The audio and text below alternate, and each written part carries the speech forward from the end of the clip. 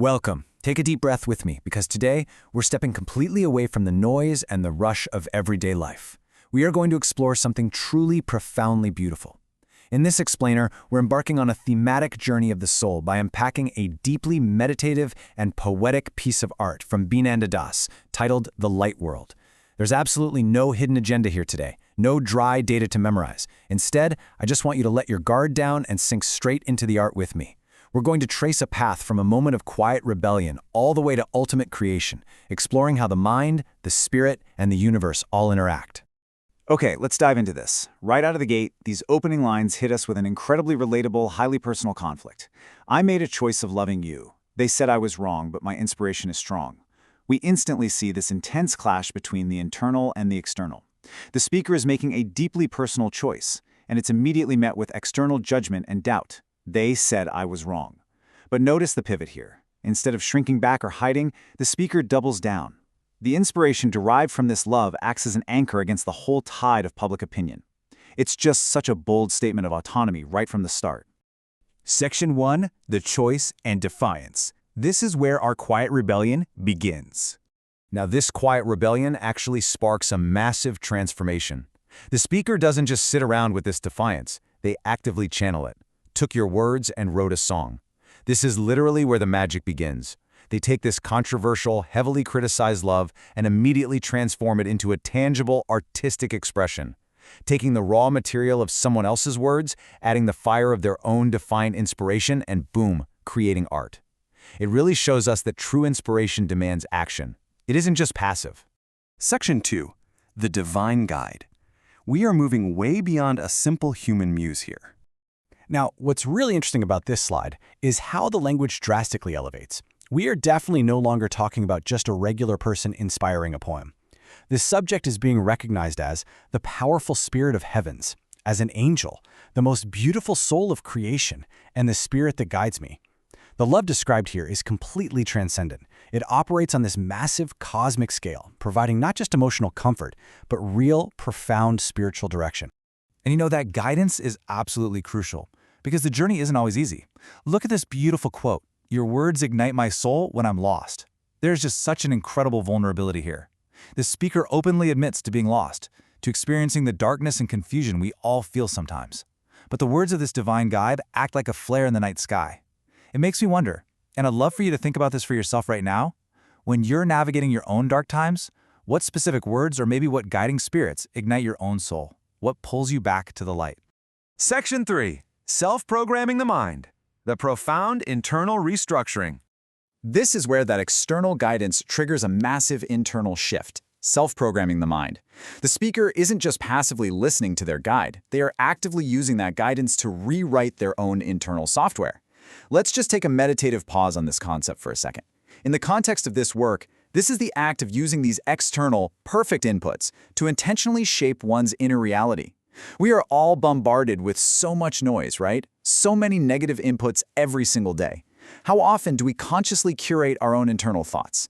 How often do you take a step back and actively architect your mental space using only the highest, most inspiring inputs available to you? The speaker is honestly ruthless in this curation. They are striving for absolute alignment. Notice the intentional repetition we see here. The perfect mind, the perfect soul, the perfect words. Repeating the word perfect like this perfectly illustrates the speaker's intense, uncompromising pursuit of total spiritual alignment and self-actualization. They are entirely stripping away the imperfect, judgmental voices from the beginning of our story and replacing them entirely with these flawless, divine elements. Section 4. Destiny versus evolution. Time for some cosmic friction. And this brilliantly illustrates that exact tension. The universe is observing me, trying to give me suggestions, trying to control my destiny. I just absolutely love the phrasing here. It's not some violent, explosive clash, but a very palpable sense of cosmic friction. The universe is watching, and well, it has opinions. It's trying to give suggestions. Have you ever felt that? That weird feeling where the universe or society or fate is subtly, or maybe not so subtly, trying to steer your path in a direction you really aren't sure you want to go.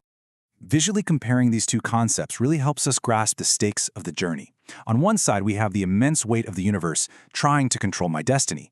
But on the flip side, the speaker pushes back with their own defined purpose, the process of evolution to understand love and the beauty of creation. The speaker clearly feels the universe's pressure, but they reframe it entirely. They refuse to be a passive passenger controlled by destiny.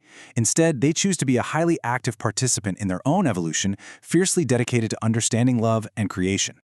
Now, to hold the line against the universe's attempts at control, the speaker relies on a very specific inner arsenal. Look at what grounds them: the power of your love, the peace of your mind, and the faith in your heart. These aren't weapons of war, right? They are tools of profound spiritual resilience. By holding tight to the power, peace, and faith provided by their divine guide, the speaker stays completely anchored in their evolutionary journey, totally unswayed by the universe's little suggestions. Let's move to and see how this builds into Section 5, Living in the Light World, Ultimate Enlightenment. Having defied the critics, having deeply connected with the divine, there is this beautiful pause before the final crescendo, a simple, stunning moment of pure gratitude. I love you and want to thank you. In the midst of all this massive cosmic evolution and intense self-programming, the speaker literally just takes a breath to express thanks to their guide. This grounding moment of humility acts as such a vital bridge, a necessary breath before they step fully into their final transformation. So the crucial point is how they build to the end. They recite a mantra, but it's not just a simple list. It acts as a very deliberate step-by-step sequence of grounding oneself for creation. Step 1, I have patience, acknowledging the time the spiritual journey takes. Step 2, I have emotions, embracing their humanity and their feelings. Step 3, I have your words, holding fast to that divine guidance. And finally, the ultimate realization in Step 4, I'm light and want to create. And that realization just explodes into the central, undeniable thesis of the entire piece. I'm light and want to create by living in the light world. I'm light and want to create by living in the light world. I'm light and want to create by living in the light world. The energy here is just so intense. The speaker is no longer just defying judgment or observing the friction of the universe. They have literally become the light itself, entirely consumed by the pure, joyful desire to create within the reality they have intentionally programmed for themselves. We've journeyed all the way from a quiet, heavily criticized choice to a triumphant, beautiful declaration of existence. The speaker in Bananda Das's work shows us that while the world and even the universe will constantly try to write your story for you, you have the profound power to curate your own mind and choose evolution.